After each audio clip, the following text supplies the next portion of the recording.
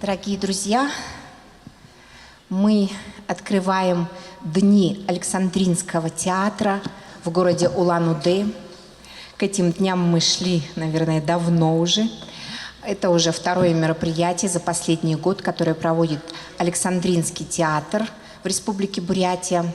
Вы помните, что в прошлом году, в ноябре, приезжала целая театральная школа, которая обучала наших театралов, наших студентов, работников культуры из районов, студентов и педагогов школы креативной индустрии и вообще всех заинтересованных лиц бесплатно. И достаточное количество человек у нас прошло обучение, участвовали в этой школе. Хорошие результаты. Ну, а сегодня мы начинаем Дни Александринского театра, куда входят не только гастроли, наверное, самого главного национального театра в нашей стране, но и серия мастер-классов, серия обучения.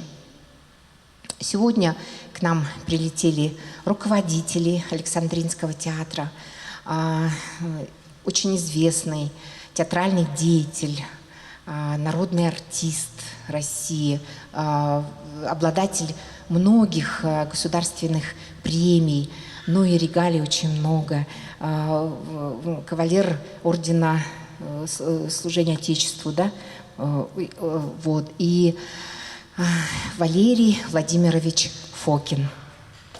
Спасибо. И директор Александринского театра Сергей Витальевич Емельянов. В эти дни состоятся гастроли этого известного театра. И я хочу сказать, что Валерий Владимирович, общественный деятель, собирает вокруг Александринского театра национальные театры. Создана Ассоциация национальных театров. И Валерий Владимирович является лидером этого движения. Ну, пожалуйста, дорогие коллеги, я сейчас передаю микрофон Валерию Владимировичу. Добрый день, здравствуйте. Ну, собственно, вы смотрели пресс-релиз, да, поэтому я не буду, что я буду перечислять. Скажу только, что, конечно, для нас это очень событие важное, очень такое и радостное, и одновременно ответственное, поскольку мы впервые, действительно, как вы сказали, приехали к вам. Театр у нас старинный, театр заканчивает 267-й сезон в этом году, а лет нам будет 268 в следующем году. Но, тем не менее, мы, значит, никогда не были. И поэтому мы приезжаем с гастролями впервые, с театральными спектаклями имеется в виду. Поэтому для нас это важно и очень ответственно. Вообще мы очень, так сказать, стараемся быть ответственными перед такими поездками. И неважно, где они происходят. В наших регионах или когда мы выезжаем в какие-то международные гастроли. Потому что экзамен профессиональный – это самое главное. И самое главное, так сказать, быть обязательно в форме. В том плане, что стараться, чтобы этот экзамен выдержать. Учитывая, естественно, контексты публики и понимание зрителя, какой зритель, что это. Но это все в процессе, потому что так теоретически это трудно очень себе представить, надо это почувствовать, надо это увидеть. Но мы знаем о том, что Бурятия – это очень самобытный, очень такой театральный такой край, такой, так сказать, это серьезная очень республика в этом отношении, в театральном, в культурном отношении. И поэтому мы надеемся, что мы постараемся как-то этот экзамен все-таки сдать по возможности получше, по возможности. Может не получиться, конечно, но мы будем стараться.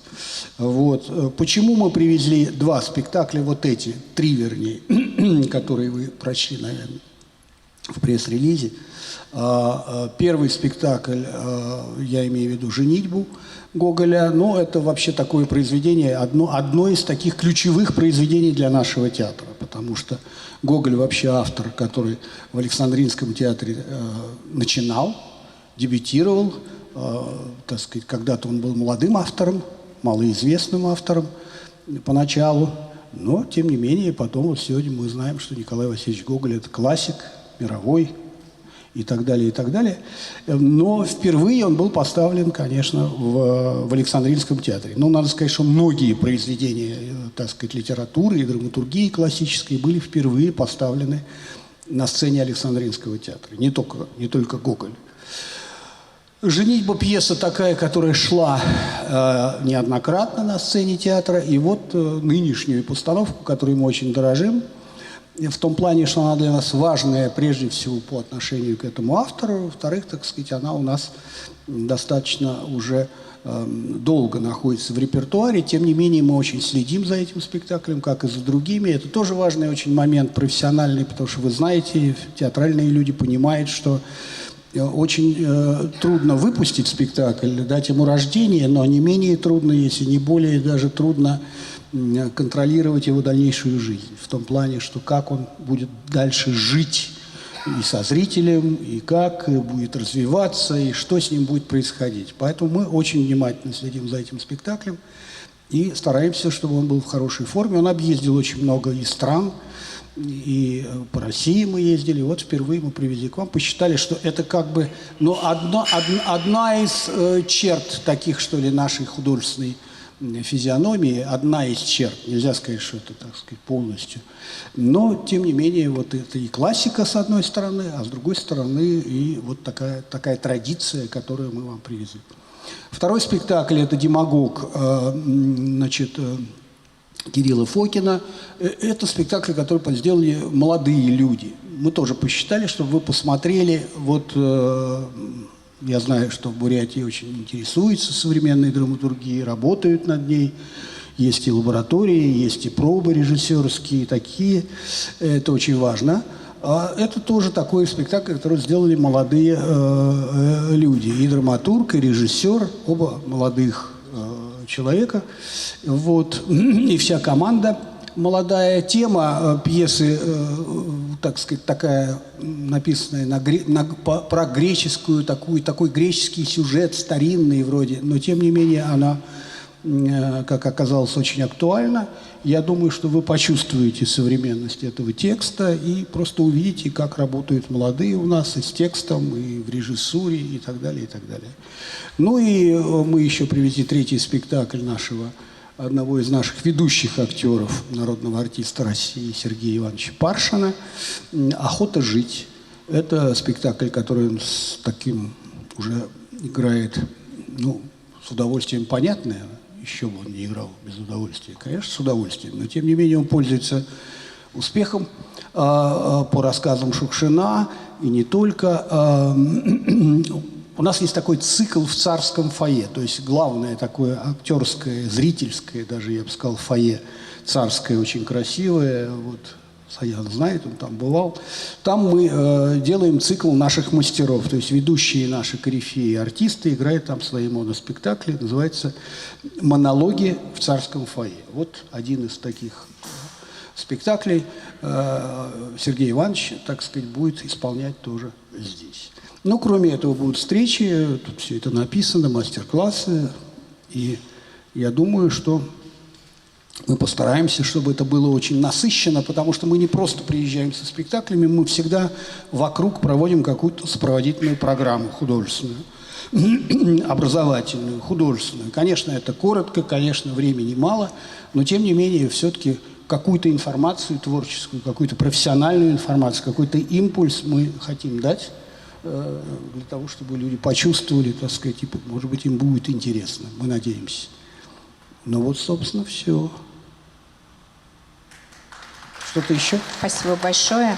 Но общение с профессионалами, общение с коллегами, конечно, для нас это очень важно. Именно, наверное, вот за этим общением рождаются новые идеи. Мы можем посмотреть, что делаем мы, как-то на себя по-новому взглянуть. Может быть, вы нам что-то подскажете, мы вам будем очень благодарны. Ну, а сейчас хотелось бы дать слово Сергею Витальевичу Емельянову, директору Александринского театра.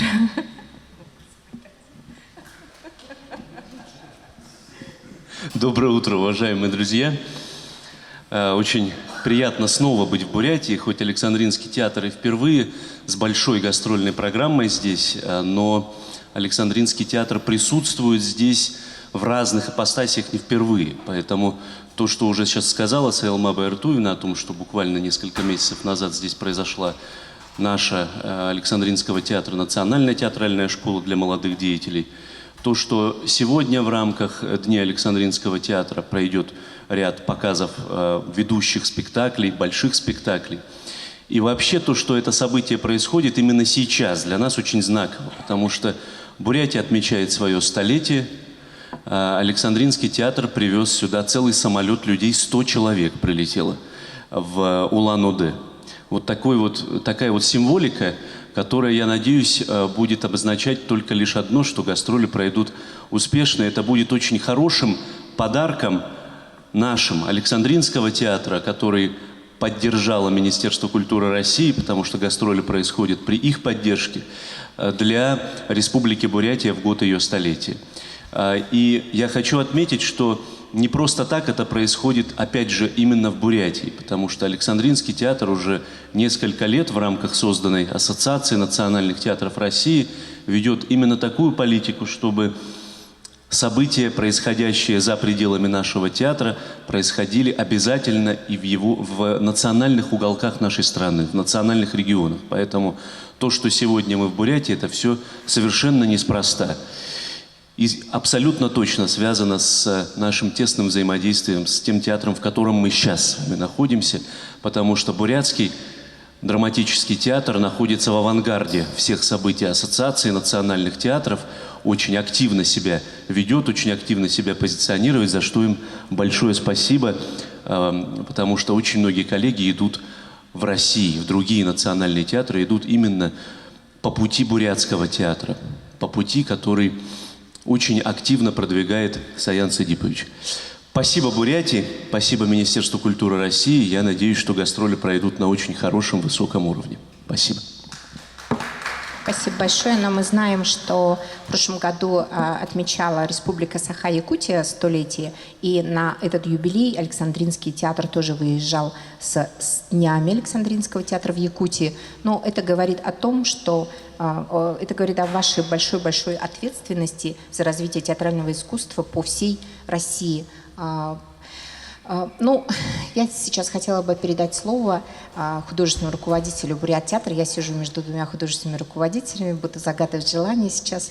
Вот Саян Садыповичу, пожалуйста, Жамбалову. Вы тоже будете художественным руководителем.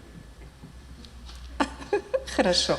Сама Байртуевна, Надо придумать чего. Она давно уже художественный руководитель, и это неплохо делает. Да, угоны мынды, хунута мане хорошит, эльшит. Удыре амармынды, хунута мане театр-то дуртешил.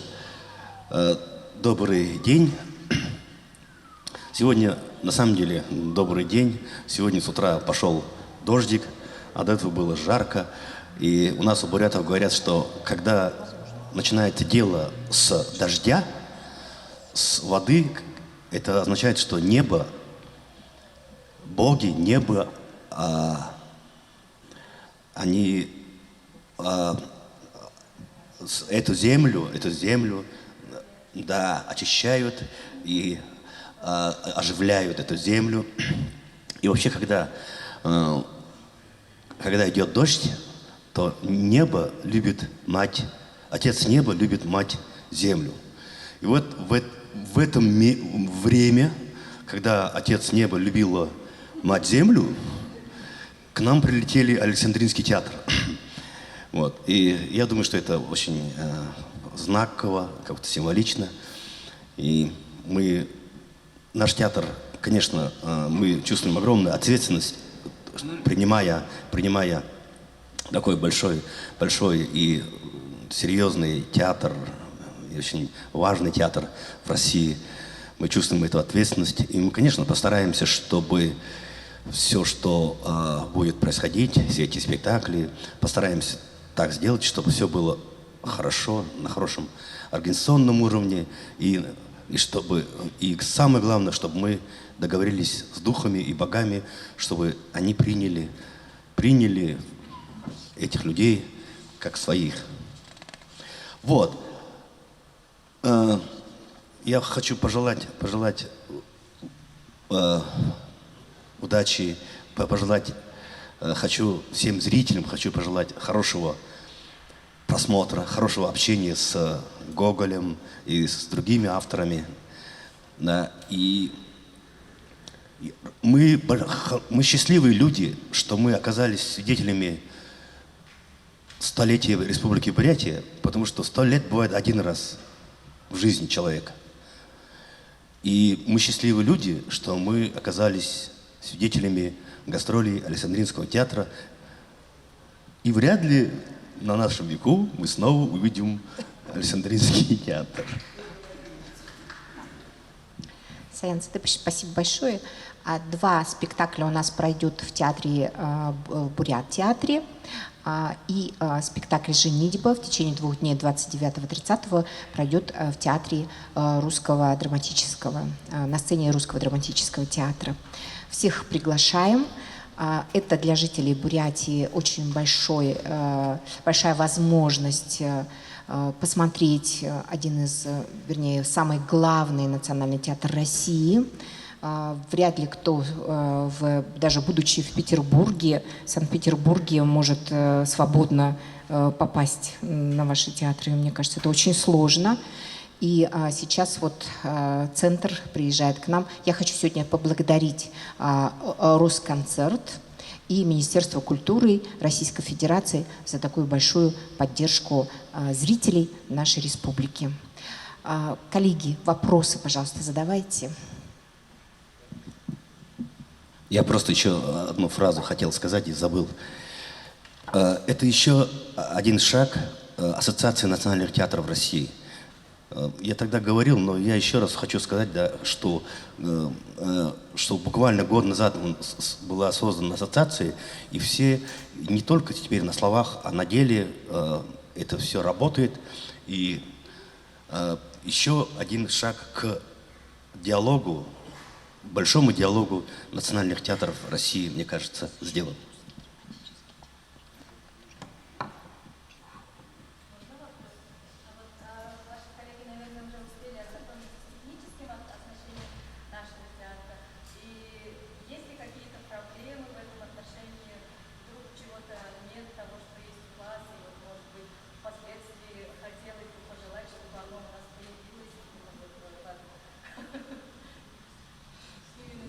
Мне пока ничего не рассказывали по поводу того, что есть какие-то осложнения, но какие-то осложнения, как вы называете, я не называю это осложнениями, это нормальная адаптация к другой площадке. И это естественно, это происходит во всех театрах. И мне лично это нравится. Некоторые мои коллеги очень по этому поводу, не то что переживают, то им не нравится, что вот надо приспосабливаться, что-то менять, что-то изменять.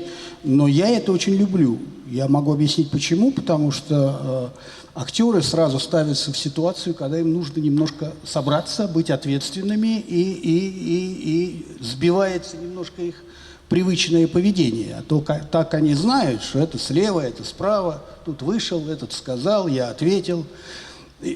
Да, а тут есть собранность, мобильность, то есть нужно перестроиться, нужно адаптироваться, не потеряв главного. Вот это очень сложно, это на всех гастролях. Поэтому в этом смысле, если мне расскажет, вот стоит наш технический директор, я пока никакой информации не получал в этом плане, но я думаю, что если есть какие-то позиции, в которых нам надо приспособиться, это хорошо. Для меня это нормально абсолютно. Полностью работаем на оборудовании Бурятского театра. Так что все хорошо в Бурятском театре. Пожалуйста, еще вопрос.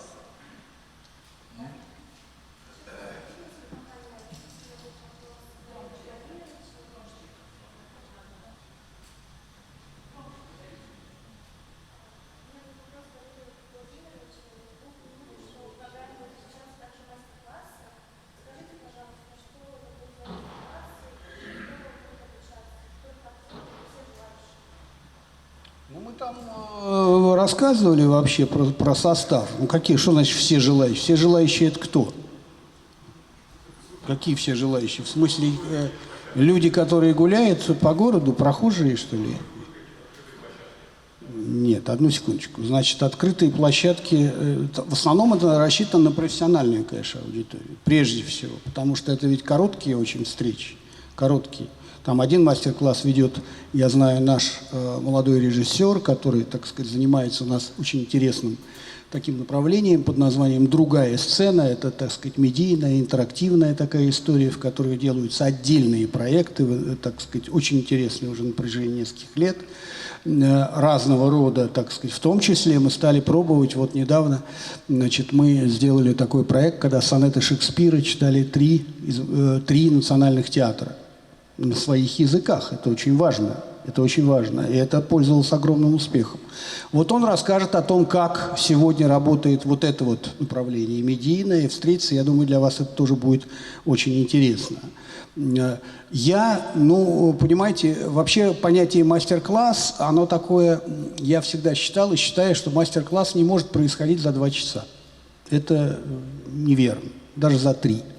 Потому что мастер-класс – это когда ты в течение нескольких хотя бы дней, да, работаешь вместе с определенной группой людей над чем-то. Ну, так сказать, разбираешь ли, если это режиссеры, анализируешь текст или еще что-то. Но это работа какая-то постоянная, потому что провести за 2 часа мастер-класс это невозможно. Поэтому, скорее всего, это некая встреча на профессиональную тему и, конечно, вопросы, потому что вот тут и мой опыт, и, так сказать, он может там кому-то что-то помочь, кого-то направить, что-то, так сказать. Об этом мы можем поговорить. Я надеюсь, что эта встреча будет полезная для молодых, прежде всего, актеров, если говорить про аудиторию, про молодых режиссеров, про тех, кто, значит, соберется и будет на этом мастер-классе. Вот. Иван Иванович Благодер, он проводит мастер-класс музыкальный. Он вообще такой один из известнейших специалистов у нас в стране, в том плане, что он не просто, так сказать, занимается вокалом, он обучает драматических артистов определенной музыкальности. К вам это тоже имеет отношение, потому что у вас это тоже позиция, которая очень сильная в вашей культуре, в вашем театре. Я думаю, вам будет это интересно. У него своя методика, и он со студентами занимается в Петербурге очень активно.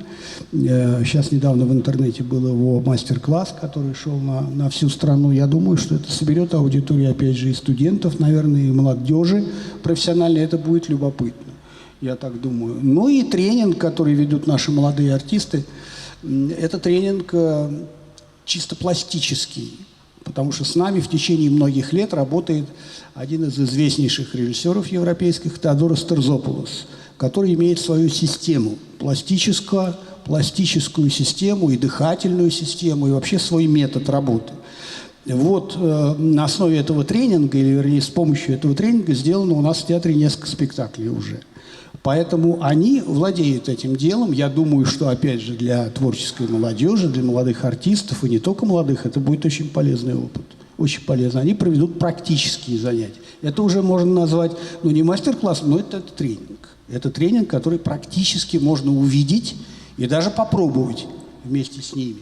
Если это каким-то образом вдруг заинтересует, можно дальше уже людям пытаться развиваться в этом направлении. Так что вот аудитория в основном, конечно, профессиональная.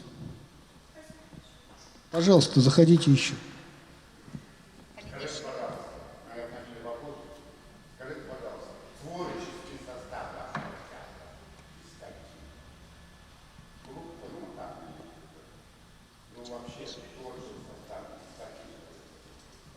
Вы имеете в виду количество? Да, количество.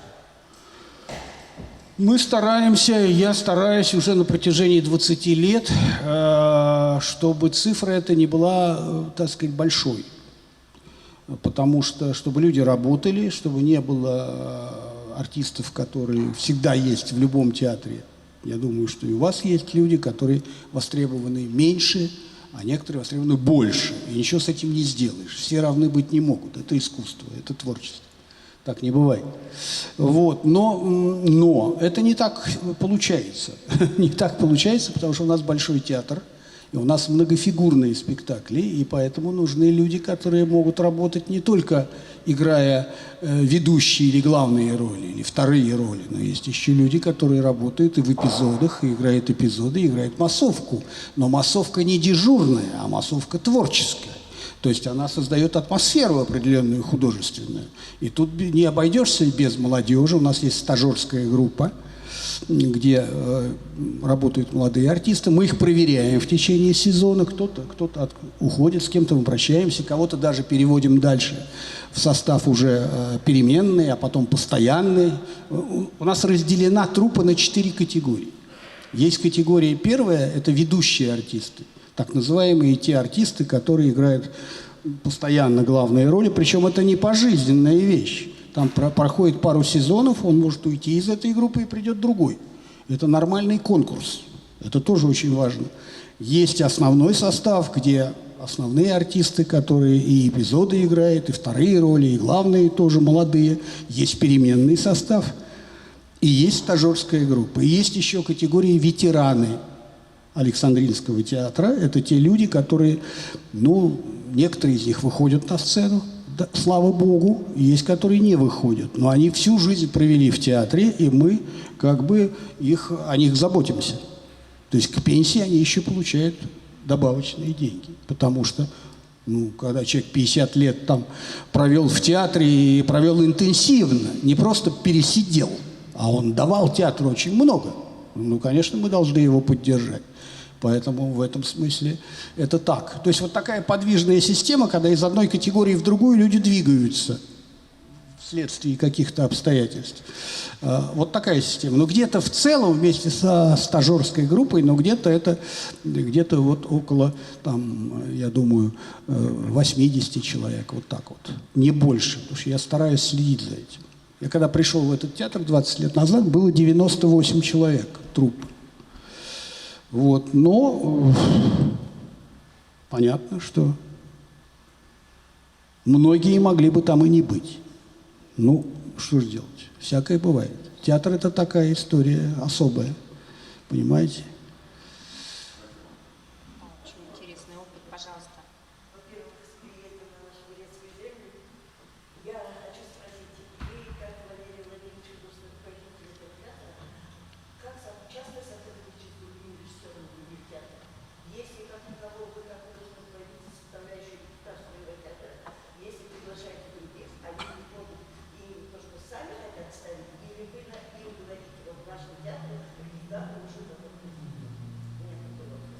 Правильный у вас вопрос, но поскольку все-таки в нашем театре существует определенная идея художественная и определенная программа, я бы так сказал, то, конечно, просто прийти режиссеру, если он предлагает какое-то произведение, которое совершенно к нам не годится, к нашему театру, к другому театру оно, может быть, и годилось бы, но к нашему нет. Конечно, это не произойдет.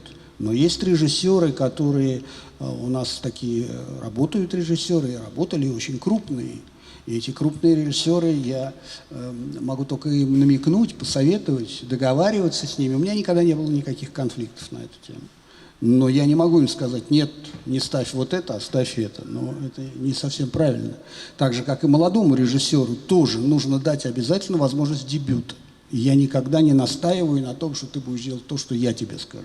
Это его выбор, чтобы потом я могу только подсказать, поправить, скорректировать, а потом, как вот Саян знает, а потом, сидеть и исправлять в зрительном зале, к сожалению. Но почему к сожалению? Потому что это неправильно я сейчас сказал, потому что и мои учителя меня поправляли, и мои учителя сидели в зале и, так сказать, исправляли мои ошибки. Это нормальный опыт, это естественно. Но тут должно быть доверие, но все-таки есть некая программа именно Национального первого театра, именно традиции, которую надо соблюдать. Конечно, она должна быть живая, это не то, что закостенело, но все-таки должна быть такая художественная гибкость, я бы так сказал. Коллеги, есть еще вопросы?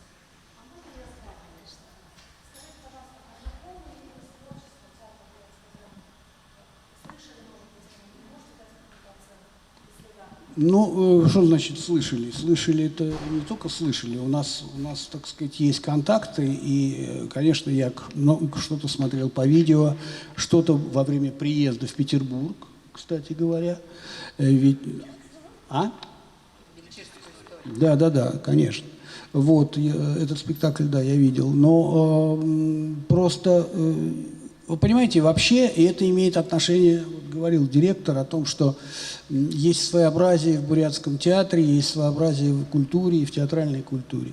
Дело в том, что национальные театры, почему возникла эта ассоциация? Она не возникла сверху национальных театров. Она не возникла по приказу или по какому-то, так сказать, нас попросили и сказали, давайте-ка организуйте. Мы сами вышли на эту идею. И почему? Потому что я, например, во время Олимпиады театральной международной 2019 года, это еще было до всех наших событий, до ковида, в 2019 году в Петербурге. Это была очень большая Олимпиада, вот Саян помнит, когда мы сделали программу, когда приехали 7, по-моему, или 6 национальных театров впервые. И я увидел, что национальные театры обладают очень интересным потенциалом театральным, который мы не знаем. Потому что мы, ну, понятно, что русская театральная школа, она цементирует все, она объединяет все театры. Это тоже большое преимущество, что русская театральная школа держит как бы вот эту историю по сути. Но есть своеобразие, есть театральные приемы, есть театральные традиции, которых мы не знаем. И нам кажется, что всегда казалось так, ну это они там сами что-то по себе, так сказать, декады такие, еще с Советского Союза пошла такая декада это, декада та. И вдруг я увидел, и мои коллеги увидели, что там есть огромный потенциал театральный, именно в обновлении театра, потому что вот эти приемы, вот эта культура, она может обновить и наш язык, и русский театр может обновить, и европейский театр может обновить, потому что там есть потенциал некий театральных вещей, которые мы просто не знаем. И тогда мы совершенно четко сказали, слушайте, нам надо объединяться, нам надо как-то взаимодействовать вместе, обязательно, то есть пытаться помимо того, что национальные театры – это духовные дома, они сохраняют культуру, язык. Помимо этого, чисто вот профессионально-театрально. Отсюда это возникло. Поэтому, конечно, своеобразие бурятского театра, который идет впереди многих театров, потому что там сейчас у нас, по-моему, уже около 50, больше 50 театров, которые в ассоциации. Вообще у нас ведь театров очень много национальных. Это уникальность нашей страны, что она такая многонациональная, большая, все около 70. Есть маленькие театры вообще кукол, которые играют на своем языке, мы их и даже и не знаем. То есть очень много всего. Поэтому я думаю, что бурятский театр здесь очень важен. Нас очень интересует копродукция. Нас очень интересует взаимодействие. Сейчас мы начали, когда один театр работает с другим национальным театром и на своих языках, так сказать, понимаете, вот это вообще интересная вещь. Вот такое, так сказать, взаимодействие, переключение. Конечно, сейчас ситуация такая, что мы не можем выйти так резко на международную арену, как это было бы, скажем, как мы даже планировали в 2019 году, когда там и японцы проявляли интерес очень большой, восточные театры, европейские. Ну, ничего, я думаю, все будет нормально. Вот артист нашего театра ходит в костюме и внимательно рассматривает фотографии. Видишь, как интересно. Да, Семен Семенович, идите к нам. Не хочет. Нет, идет. Вот так с недоверием идет. Вы не видите, это интересное кино очень. Видите как? О, не мой фильм. Ты видел, нет? Может, это неплохо? Спасибо.